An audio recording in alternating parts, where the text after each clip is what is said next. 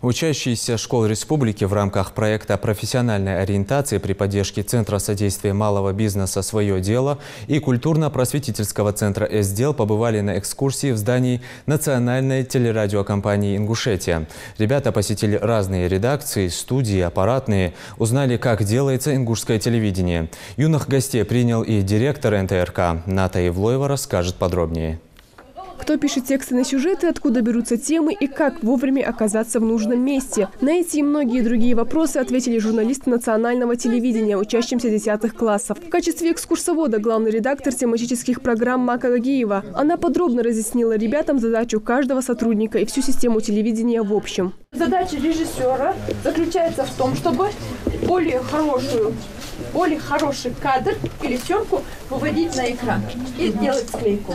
Во время очередного совещания директора телеканала Куриша Агасиева молодые люди буквально вторглись в его личный кабинет. Но любопытство не порок, таким гостям он только рад. Куриш Олегович ответил на все вопросы ребят и рассказал немного о главных качествах хорошего журналиста. У меня такой вопрос.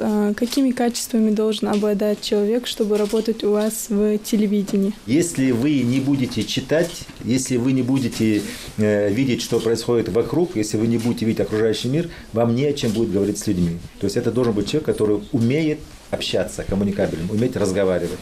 Для этого нужно быть образованным. Судя по заинтересованным лицам ребят, они впечатлены работой НТРК. Здесь они познакомились со студиями записи звука, кабинетами монтажа, с редакцией радиовещания и, конечно же, с сердцем телевидения, новостным отделом. Здесь корреспонденты трудятся, не покладая рук, рассказывает шеф-редактор отдела Зухра Гамбердова. Журналистика вообще на самом деле такая профессия, которая ты или в ней, или тебя в ней нет.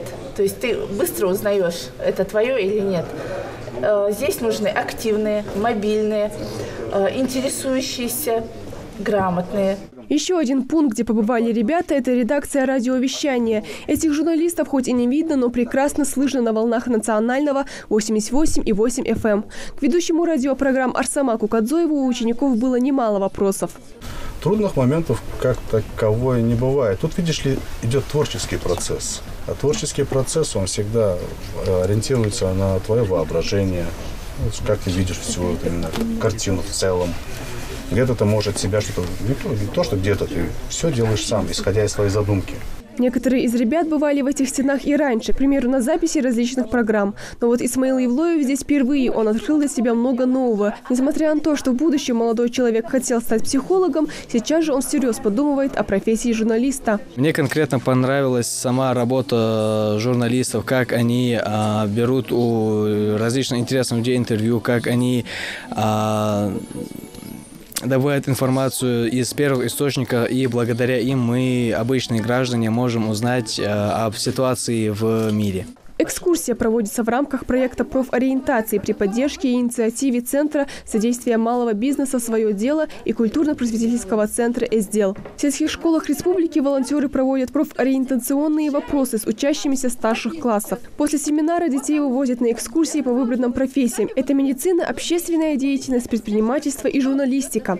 Каждая школа должна в рамках этого проекта на экскурсии делать съемки.